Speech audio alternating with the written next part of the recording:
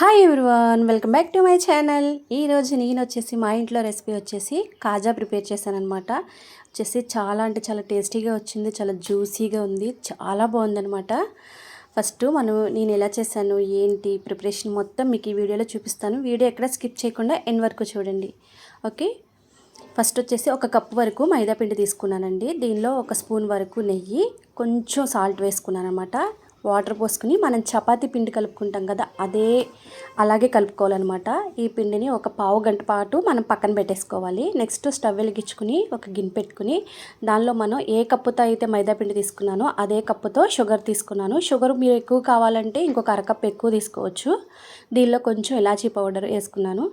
ఇది మనకి గులాబ్ జామున్ పాకానికి మీడియంగాను, తీగ పాకానికి అటు అలా మీడియంగా ఉండాలన్నమాట. ఇలా నాకు 5 ఉండల దాకా అయినాయి అనమాట. ఇవి వచ్చేసి మనం చపాతీలాగా చేసేసుకోవాలి. ఇలా పొడిపిండి వేసుకుని మనం చపాతీలు కొంచెం పలచగా చేసుకుంటాం కదా, అలా కాకుండా కొంచెం మందంగా చేసుకోవాలి. ఇలా నూనె చేసుకుని ఒకదాని మీద ఒకటి వేసేసుకోవాలన్నమాట. పొడిపిండి అనేది కంపల్సరీగా వేసుకోవాలి, ఎందుకంటే అతుక్కుపోతాయండి. మళ్ళీ అతుక్కుపోతే మనకి కాజాలు అనేవి సరిగ్గా రావు. ఇలా నూనె వేసుకుని మళ్ళీ చేసుకున్న చపాతీ మీద పొడిపిండి వేసుకుని ఒక చపాతీ మీద ఇంకో చపాతీ అలా వేసేసుకోవాలి. అన్నీ ఇలా చేసేసుకున్న తర్వాత నెక్స్ట్ మళ్ళీ పొడిపిండి అప్లై చేసి చుట్టుపక్కల ఇట్లా రోల్ చేసుకోవాలండి. మొత్తం అన్నీ ఇలా రోల్ చేసుకోవాలి. ఇలా చేసేసుకున్న తర్వాత మళ్ళీ వాటర్తో చుట్టుపక్కల మొత్తం క్లోజ్ చేసేయాలి. మొత్తం మనం ఇలా క్లోజ్ చేసేసిన తర్వాత ఇలా చిన్నగా కట్ చేసుకోవాలన్నమాట. చాకు తీసుకుని మీకు ఏ సైజు కావాలంటే ఆ సైజు కట్ చేసుకోవచ్చు. నాకు ఈ సైజు సరిపోతుంది. చేతితో ఇలా ప్రెస్ చేసి మళ్ళీ చపాతీ కర్రతో ఇలా ఒకసారి అంటే సరిపోతుంది. ఇలా ఒకసారి సరిపోతుందన్నమాట.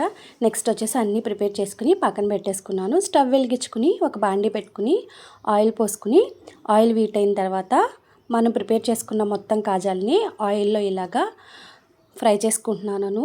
స్టవ్ సిమ్లోనే ఉండాలండి. హైలో పెడితే కాజాలు అనేవి లోపల పచ్చిగా ఉంటాయి, పైన ఏగిపోతాయి అన్నమాట. చూసారా, నాకు మొత్తం ఒక పావు గంటలో మొత్తం అయిపోయినాయండి.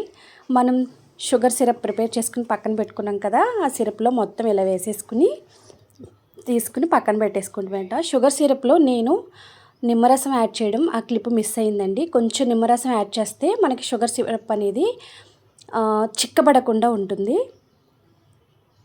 అయిపోయినాయండి, కాజాలు ప్రిపేర్ అయిపోయినాయి. చూసి ఎంత టేస్టీగా జ్యూసీగా చాలా అంటే చాలా బాగున్నాయి. తప్పకుండా ట్రై చేయండి. Please like, share and comment. Thank you for watching.